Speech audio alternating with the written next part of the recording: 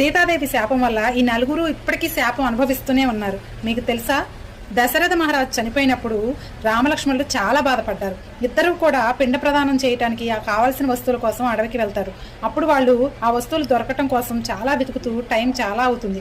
ఇంకా తిరిగి రాకపోవడంతో ఈ సీతాదేవి లేట్ అవుతుంది, మామగారికి ఆత్మశాంతి కలగదని చెప్పేసి సీతాదేవి పిండదానం చేస్తుంది.